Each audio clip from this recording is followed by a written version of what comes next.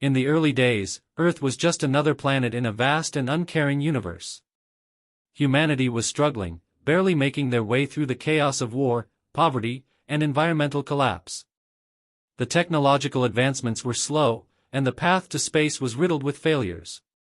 Yet, despite all the odds, humans were determined to push forward. They had an innate sense of resilience, a drive to rise above their circumstances no matter how bleak things seemed. It was this spirit, combined with a spark of curiosity about the unknown, that led them to the stars. It all began when a young scientist named Marcus Sterling discovered a breakthrough in quantum propulsion technology. His small team worked tirelessly in secrecy, building a ship that could travel beyond the boundaries of their solar system. It was no ordinary ship, it was designed to be the vessel of their future.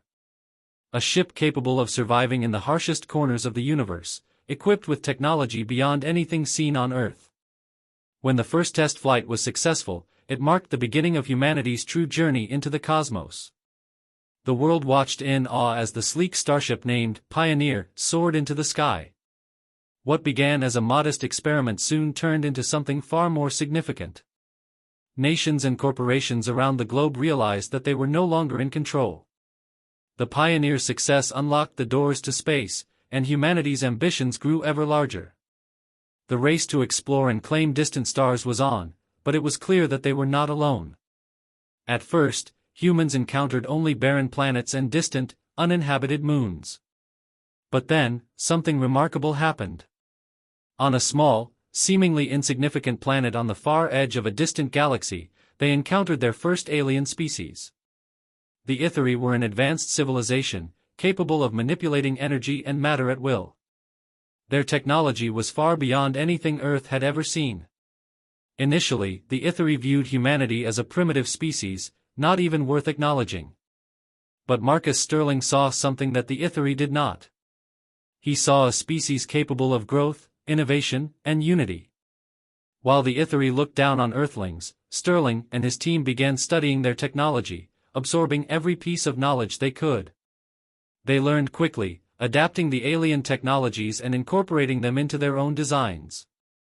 The next breakthrough came when they developed a device capable of interfacing directly with the Ithari's energy manipulation technology. With this new invention, humanity could harness the power of the stars themselves. The leaders of Earth, once divided by borders and ideologies, found themselves united in their newfound potential. Earth became a hub of innovation, a place where minds from all over the planet came together to share ideas, build, and create. But the most extraordinary aspect of humanity's rise was their ability to adapt quickly to the challenges they faced. It wasn't just their technology that set them apart, it was their capacity for growth, their hunger for knowledge, and their determination to overcome obstacles. As Earthlings began to explore more and more planets, they encountered other alien species, each with their own strengths and weaknesses. Some of these species welcomed humanity with open arms, while others saw them as a threat. The most powerful of these civilizations was the Galactic Dominion, an empire that had ruled over countless star systems for millennia. The Dominion viewed humans as little more than insects, not worth the attention of their empire. But humanity had something the Dominion did not, the ability to unite, to innovate, and to adapt. It was this combination that made Earthlings a force to be reckoned with. In the face of overwhelming odds, Earth's fledgling space fleet began to grow in strength. Humans were able to forge alliances with other species, using their newfound technologies to broker peace and form coalitions that rivaled the Dominion's power. As the years passed, Earth became a beacon of hope and innovation in the galaxy. The once humble humans had transformed into a force capable of challenging the most powerful empires in the universe. They had found their place in the stars. And yet, they were still not satisfied. The hunger for more knowledge, more power, more understanding, continued to drive them forward. With every new discovery, they sought to reach higher, to go further. Humanity's journey had only just begun. They were no longer the helpless species that had once looked up at the stars with wonder. They were now the rulers of the universe, shaping their destiny with every step they took. As their influence spread, the galaxy began to change. The once mighty empires of the old civilizations found themselves in decline, while humanity rose to the forefront, leading with a vision that embraced diversity, progress, and cooperation. The time of the Earthlings had come. They had started from humble beginnings, from a fragile planet teetering on the edge of destruction, and had risen to claim their place as the most dominant force in the galaxy. But as they stood on the precipice of greatness, they could not help but wonder, what lay beyond the stars? What new challenges awaited them? And could they continue to evolve, to push beyond their limits, as they had done so many times before? Only time would tell, but one thing was certain: humanity's place in the universe was no longer in doubt. They were the rulers now, and the universe had no choice but to heed their call. The rise of humanity as a galactic power did not come without its challenges. The galactic dominion, once dismissive of the human species, now found itself on the defensive. Their military might, once unparalleled, was no match for the ingenuity and adaptability of Earth's forces. But the Dominion, ever proud and stubborn, refused to simply surrender. They underestimated the strength of the human spirit, and this would prove to be their downfall. In the years following Earth's emergence as a cosmic force, the Dominion launched a series of aggressive campaigns to try and curb the growing influence of humanity. Their fleets, massive and fearsome, descended on the frontier worlds humans had claimed. Yet, despite their overwhelming strength, they found themselves continuously outmaneuvered by the creativity and resourcefulness of human commanders. It was in these early battles that humanity's reputation as a force to be reckoned with was solidified. One such battle took place on the planet Axelar, a lush world situated on the edge of the galaxy.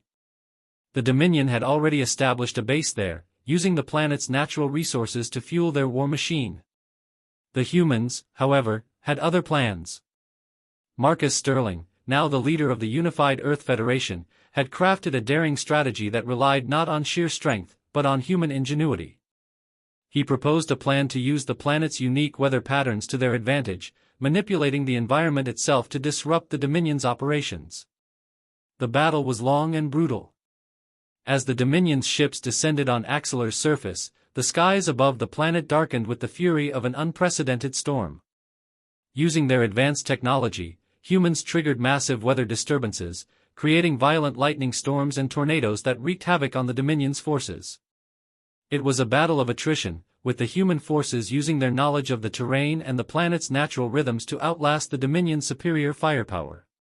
In the end, the Dominion's fleet was forced to retreat, and Axelar became a symbol of humanity's determination. The victory at Axelar sent shockwaves through the galaxy. The Dominion, humiliated and enraged, vowed to crush the humans once and for all. But instead of the destruction they had anticipated, humanity's influence continued to grow.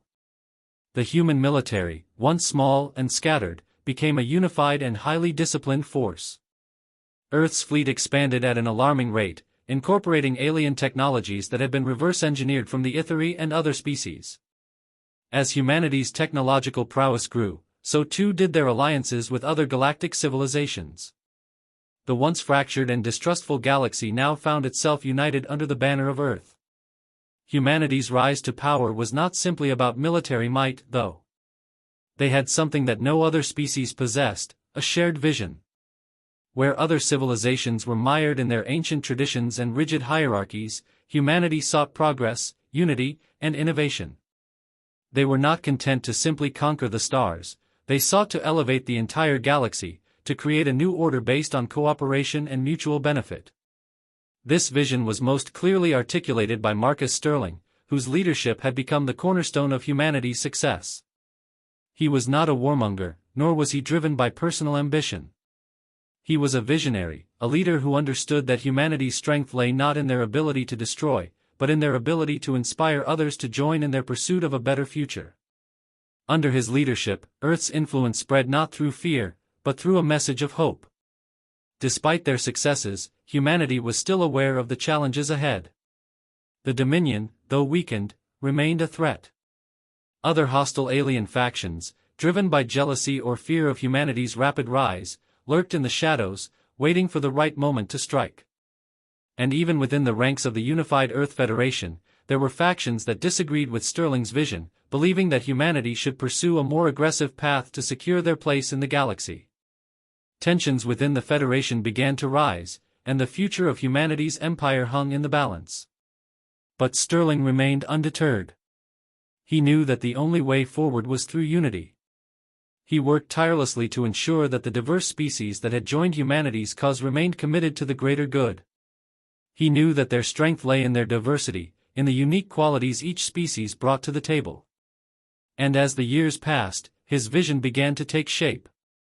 The galaxy, once divided into warring factions, now stood on the brink of an unprecedented era of peace and prosperity. Still, not everyone was convinced. There were whispers of rebellion, rumors of factions plotting against Sterling's leadership. Some believed that humanity's rise was an illusion, a fragile empire built on the backs of weaker civilizations. The Dominion, though battered, still had powerful allies, and they would not rest until they reclaimed their lost glory. But Sterling, ever the strategist, had anticipated this. He knew that the true challenge would not come from outside forces, but from within. The human spirit, after all, was a wild thing, unpredictable, and sometimes dangerous. As tensions simmered and the galaxy held its breath, humanity stood at a crossroads. The next phase of their journey would determine whether their rise to power was truly the dawn of a new era or the beginning of their fall. Would they remain united, or would the cracks in their unity tear them apart? Only time would tell, but one thing was certain: humanity's impact on the galaxy was far from over. And as long as they drew breath, they would fight to secure their place among the stars. You said. Tensions within the unified Earth Federation began to grow louder and sharper with each passing year. Marcus Sterling had crafted a vision that inspired billions, but not all shared his unwavering belief in unity and cooperation. Some factions within the Federation whispered of a different destiny, one that involved domination rather than partnership, conquest rather than alliance. The cracks that had once been small and hidden now began to widen, threatening to tear apart everything humanity had built. One of the most vocal opponents to Sterling's leadership was General Adrian Voss, a decorated war hero who believed that humanity's strength should be used to assert absolute dominance over the galaxy. She and her followers argued that the galaxy would never truly respect Earth unless it feared them. They saw Sterling's approach as naive, believing that it would only invite treachery from those who envied human achievement. In secret, Voss and her allies began to build their own fleet of force designed not for diplomacy but for war. Sterling was not blind to the rising dissent. He had eyes and ears throughout the Federation, and he understood the dangers of ignoring internal threats. Yet he believed that crushing Voss and her followers with force would only validate their fears and hasten the Federation's collapse. Instead, he sought to win them over through example, to show that humanity's greatest strength was not its ability to conquer but its ability to lead with wisdom. It was a gamble, one that risked everything they had achieved, but Sterling had always been willing to bet on the better angels of human nature.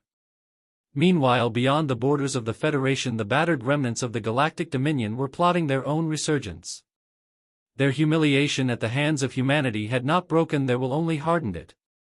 They forged dark alliances with rogue alien factions and developed terrifying new weapons designed to counter the humans' technological superiority. In the shadows they prepared to strike, aiming to shatter the fragile unity that had made Earth the new center of galactic power. The first sign of the coming storm came when a remote colony on the edge of Federation space was attacked and annihilated. The attackers left no survivors, no messages, no demands, only ruin. Investigators quickly traced the destruction to a coalition of Dominion loyalists and mercenary fleets drawn from the darkest corners of the galaxy. It was a clear message: the age of humanity would not go unchallenged. In response, Sterling called for a gathering of the High Council, the governing body of the Federation composed of representatives from every member species. He stood before them not as a conqueror but as a leader who believed in a shared future. He spoke of the threat that loomed over them, of the need to stand united against those who would drag the galaxy back into chaos. His words were powerful and moving, but not everyone was convinced. Voss saw the attack as an opportunity to sway public opinion. She argued that only a policy of overwhelming force would protect the Federation, that humanity must strike first and strike hard. Her rhetoric resonated with many who feared another great war and who doubted the loyalty of their alien allies. For the first time, Sterling found his authority openly challenged, and the Federation teetered on the edge of division. In the midst of this political turmoil, an unexpected event shifted the balance. A massive alien ship unlike anything seen before appeared on the outskirts of Federation space. It bore no markings and its design was completely foreign even to the most advanced races. Attempts at communication were met with silence. Sensors detected no life signs, yet the ship moved with purpose, heading straight for the heart of human territory. Sterling recognized the danger immediately. He assembled a task force composed of ships and crews from every corner of the Federation and set out to intercept the mysterious vessel. Among the ships was the Vanguard, a newly commissioned flagship captained by none other than General Adrian Voss herself. Despite their differences, Sterling knew he needed Voss's brilliance in battle if they were to face whatever threat awaited them. As the task force approached the alien vessel, tension filled every ship. Weapons were primed, shields were raised, and every officer and crew member knew that the future of humanity might well be decided in the coming hours. Sterling reached out once more, attempting to establish contact, offering peace, offering friendship, but there was no response. When the alien ship finally reacted, it was not with words but with violence. A beam of energy erupted from its core, slicing through space and vaporizing one of the Federation's smaller cruisers in an instant. The battle began in earnest, with the Federation fleet throwing everything they had at the intruder. Yet the alien ship seemed invulnerable, its defenses adapting to every form of attack. As chaos erupted across the battlefield, Voss proved why she was so revered. Her tactical genius shone through as she coordinated the fleet's movements, exploiting every weakness she could find, every fleeting opportunity. Sterling from his command ship worked tirelessly to keep the forces united, issuing orders that blended caution with daring innovation. It was a brutal, desperate struggle, but in the end humanity's resilience prevailed. Voss led a daring assault that breached the alien ship's core, while Sterling coordinated a simultaneous strike on its shield generators.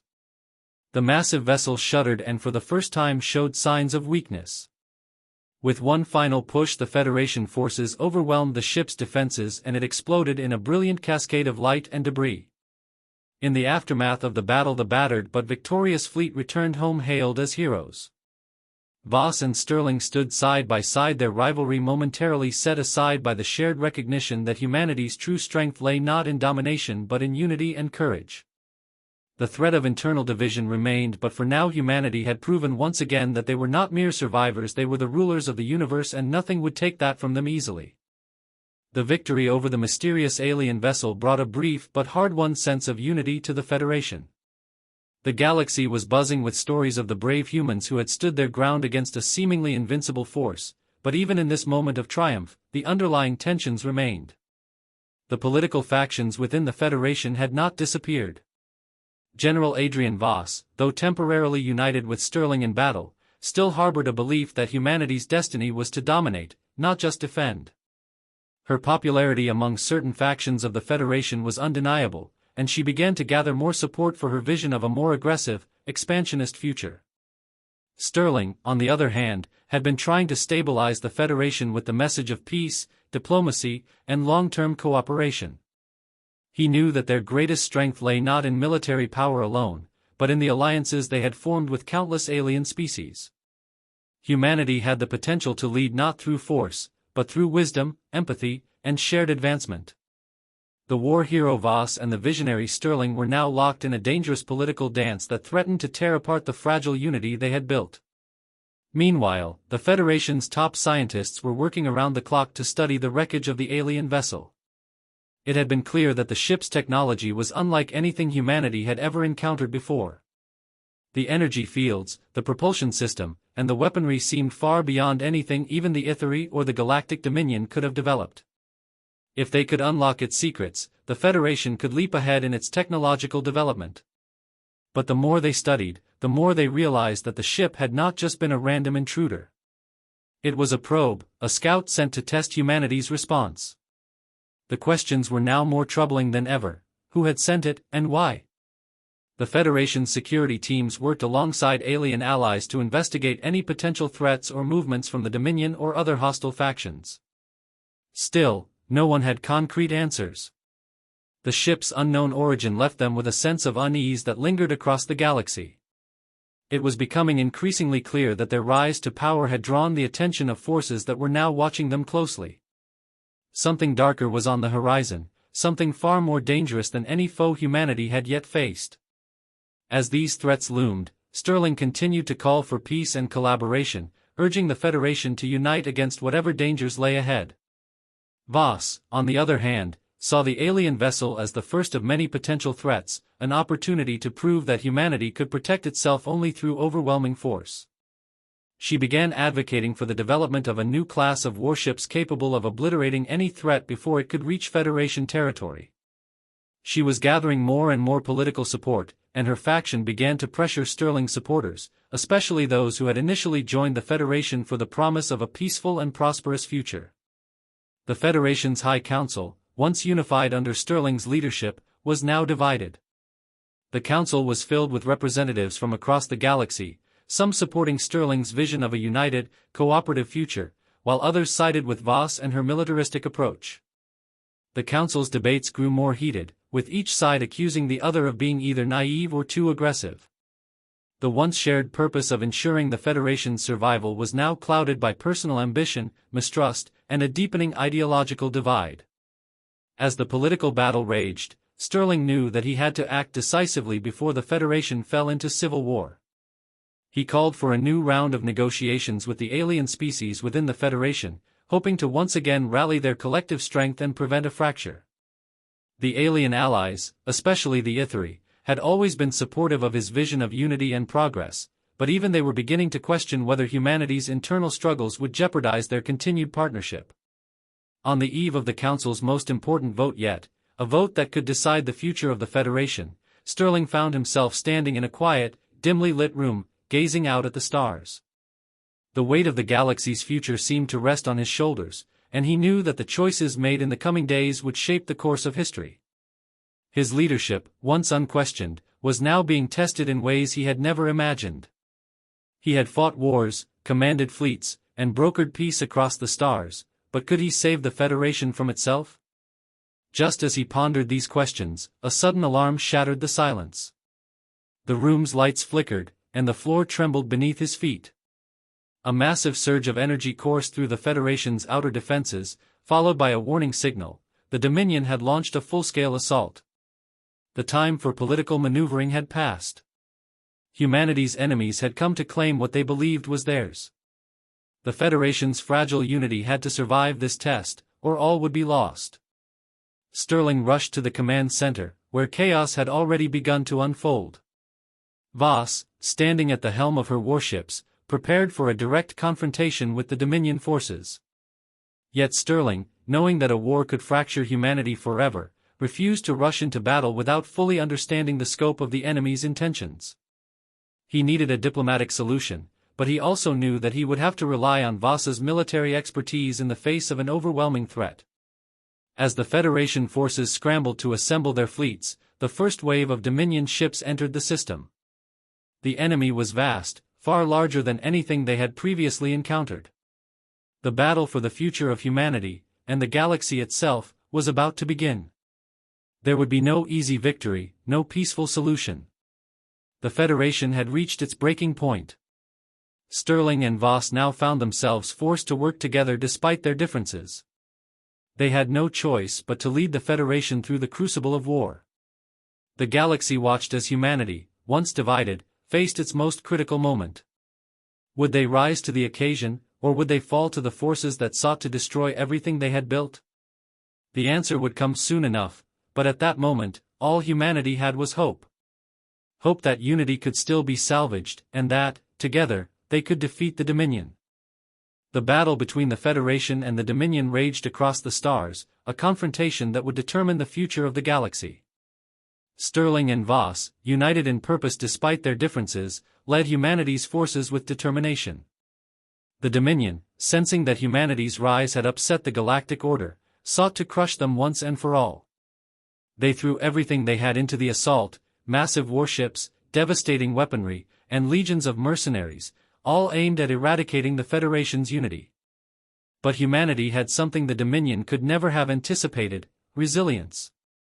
Despite the odds, despite the overwhelming force arrayed against them, the Federation's fleets fought back with a ferocity born of necessity.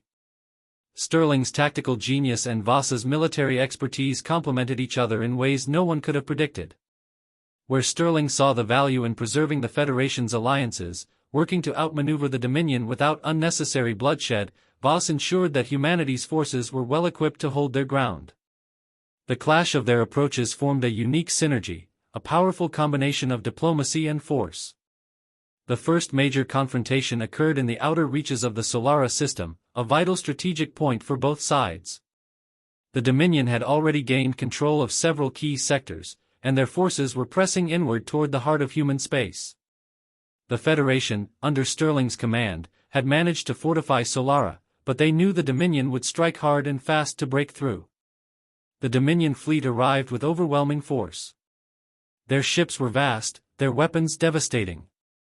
It was a battle that tested the Federation's resolve at every turn.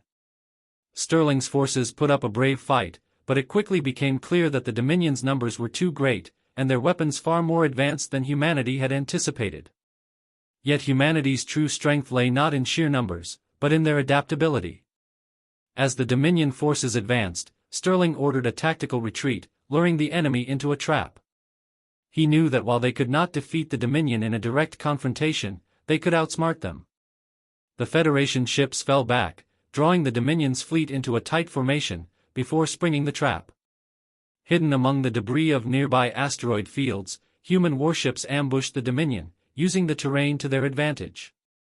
The first wave of the Dominion fleet was thrown into disarray, its command structure fractured as the Federation struck where they were weakest. The battle at Solara proved to be a turning point.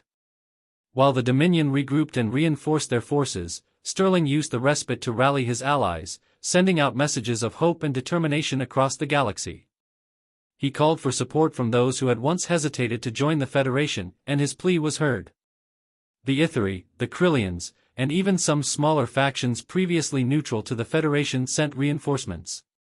Humanity was not alone in this fight, and the galaxy was beginning to see that.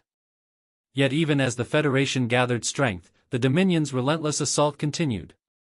General Voss, seeing the shift in momentum, grew more adamant in her belief that the Federation needed to go on the offensive. She argued that they could not wait for the Dominion to recover, they had to strike decisively, crush them before they had a chance to regroup. She pressed for an all-out assault on the Dominion's capital fleet, intending to deal a fatal blow. Voss's faction within the Federation pushed hard for her strategy to be adopted, gaining significant traction among the military leaders. Sterling, however, remained wary. He knew that a full-scale assault would cost them dearly, and he believed that humanity's strength lay in their ability to outthink their enemies, not simply outfight them. There was always a risk that the Federation's forces would be drawn into a war of attrition, and he feared that the longer the war lasted, the more humanity would lose sight of its core vision, a peaceful, prosperous galaxy. The pressure on Sterling grew as the Federation's High Council convened to discuss their next steps. The debate was intense, with factions divided between the war-hungry generals and those who still believed in Sterling's vision of unity and diplomacy. The Council was now faced with an impossible choice: take the fight to the Dominion and risk their own forces being decimated, or continue to focus on outmaneuvering them through strategy and diplomacy. The vote was close, but in the end, the war faction, led by Voss, won the day.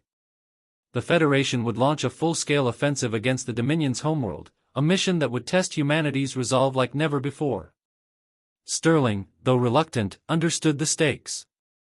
He knew that unity, the cornerstone of the Federation's strength, would now be on the line. If they succeeded, humanity would emerge as the dominant force in the galaxy. But if they failed, it would be the end of everything they had worked for. With the decision made, the Federation rallied its forces. Voss's fleet, bolstered by additional ships and allies, prepared to lead the charge. Sterling, despite his doubts, set his course alongside them, willing to risk everything for the survival of the Federation. As the combined fleet departed for the heart of Dominion space, a sense of foreboding gripped everyone involved. This would not be an easy victory. The journey to the Dominion's capital world was long and perilous. Along the way, they encountered resistance from Dominion patrols, but each skirmish further solidified humanity's resolve. Sterling remained at the helm, overseeing the fleet's movements, making strategic decisions that would keep the Federation's forces one step ahead of their enemies. Voss, as always, was focused on the battle ahead, coordinating the fleet's offensive tactics with precision. Upon reaching the Dominion homeworld, the scale of the battle was unlike anything humanity had ever faced. The Dominion's capital fleet, its last line of defense, was massive, far larger than anything humanity had ever seen. The Federation forces faced overwhelming odds, but they had come this far and could not turn back. The final confrontation began with a massive barrage of firepower, with both sides exchanging blows that shook the very fabric of space itself. It was a battle for the future of the galaxy, a fight that would determine whether humanity would rise to become the rulers of the universe or fall to the very enemies they had once defeated. The stakes were high, but Sterling and Voss both knew that the time had come for the Federation to prove its worth. The outcome of this battle would decide not only humanity's fate but the fate of every species that had chosen to stand with them. The battle above the Dominion homeworld was unlike anything humanity had ever experienced. As the Federation fleet engaged the Dominion's capital fleet, the very stars around them seemed to tremble with the force of the combat. The Dominion had spent decades, even centuries, perfecting their warships, and their fleet was a terrifying sight. Massive battleships bristled with weapons capable of obliterating entire planets, while smaller, agile strike craft darted in and out of battle, harassing the Federation's lines. It was a battle on a scale so immense that it made everything that had come before seem like child's play.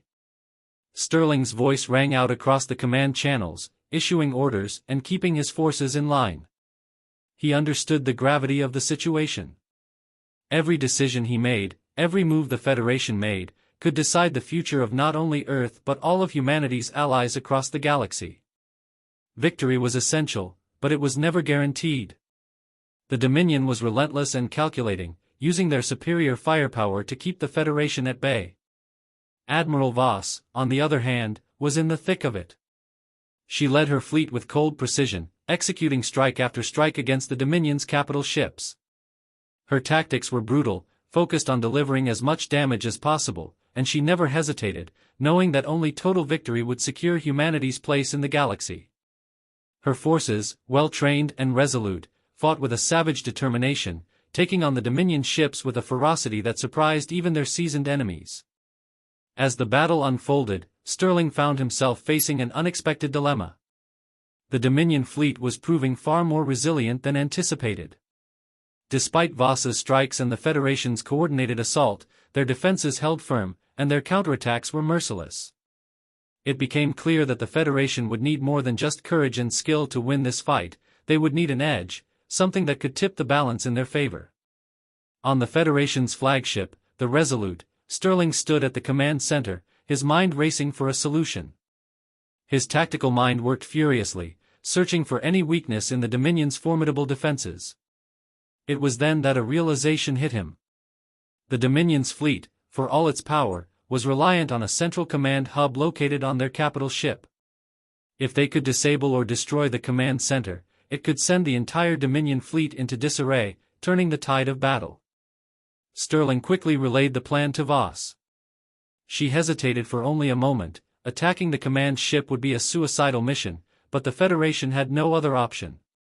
It was a gamble, one that could either win them the war or see them all destroyed. Without hesitation, she gave the order. Her fleet would draw the attention of the Dominion forces while a small, elite squadron would make a daring strike at the heart of the enemy's command structure. Voss and her forces moved with surgical precision, baiting the Dominion into focusing their firepower on the larger Federation fleet while the elite squadron slipped behind enemy lines, undetected. The squadron was led by Captain Cara Vance, a daring and capable officer known for her ability to think on her feet and make impossible shots. She piloted the Aegis, a stealth-class vessel equipped with cloaking technology and experimental weapons. As the Aegis and its squadron of ships navigated through the chaos of battle, the Federation fleet executed a calculated withdrawal, drawing the Dominion's attention toward them while Vance's team raced toward the capital ship.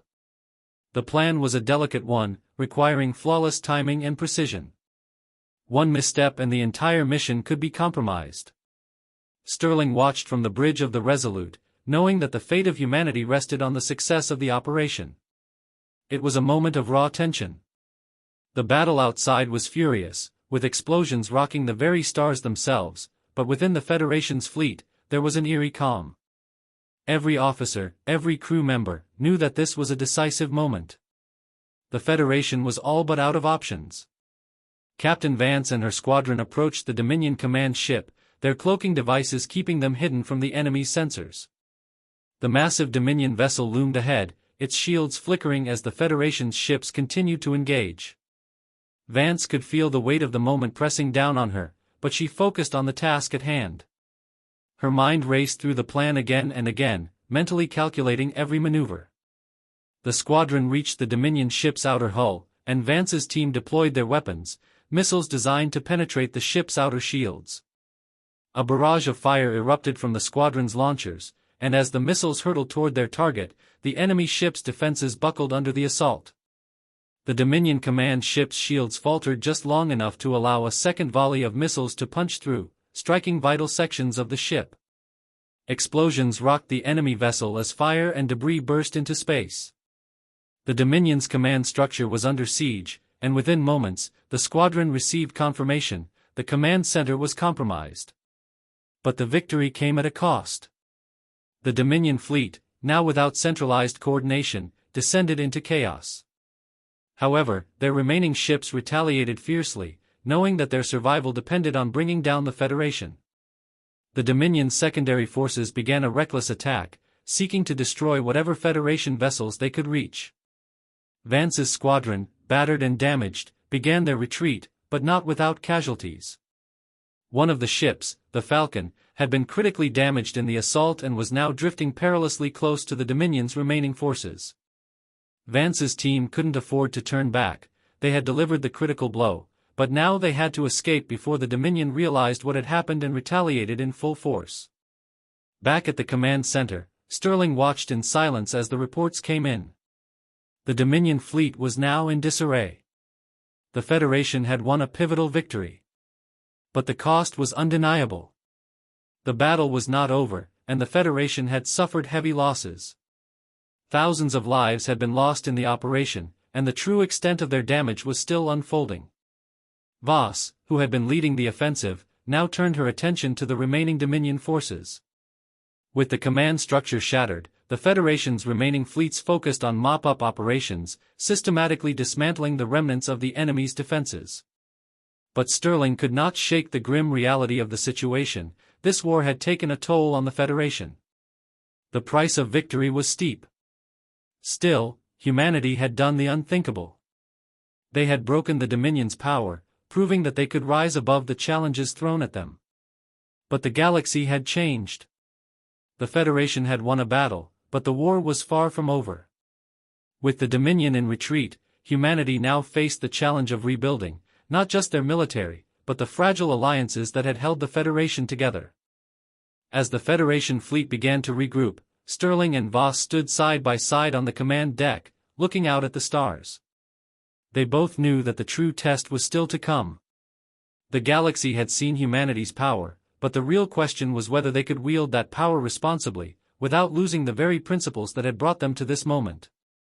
For now, however, they could only rest briefly. The war had been won, but the story of humanity's rise had only just begun. The aftermath of the battle was a moment of uneasy triumph. The Federation had shattered the Dominion's power, but the price had been high.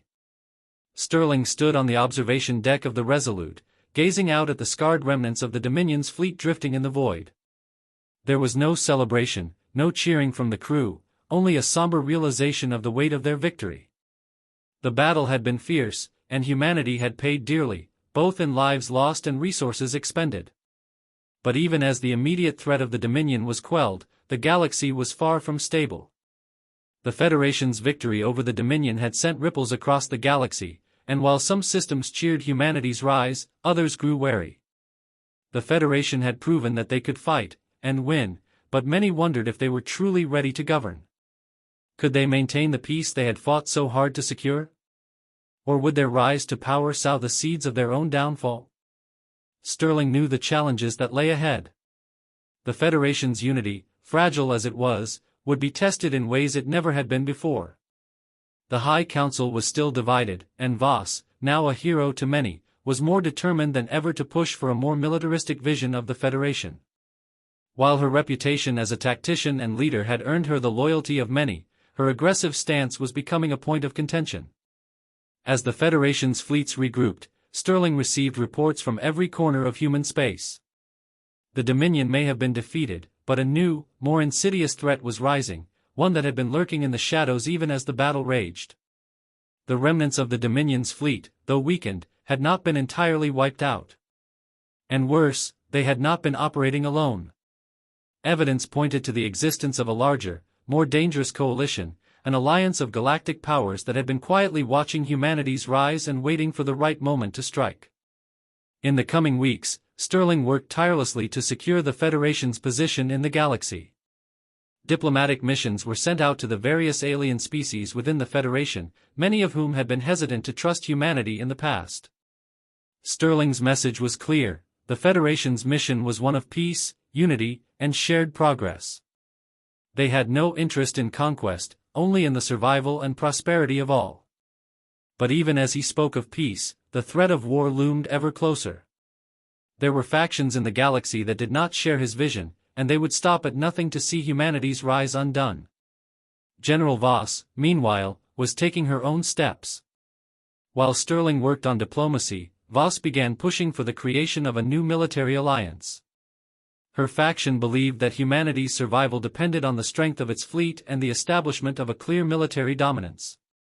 Voss knew that without a powerful defense, the Federation could easily be crushed under the weight of its enemies. The ideological divide between Sterling and Voss became more pronounced. Sterling was determined to show the galaxy that humanity could lead with wisdom, that they could be the guiding light in a dark and chaotic universe. Voss, however, believed that only through power could humanity ensure its place. The tension between the two was palpable, and their differences began to fracture the unity they had worked so hard to build. Yet, despite these internal divisions, the Federation had made undeniable strides. Humanity's success was no longer a distant dream, it was a reality. The Federation had become a force to be reckoned with, and even the most skeptical alien species could no longer deny humanity's potential. The Federation was expanding, forming new alliances, and steadily gaining influence across the galaxy. But Sterling knew that the true test had yet to come.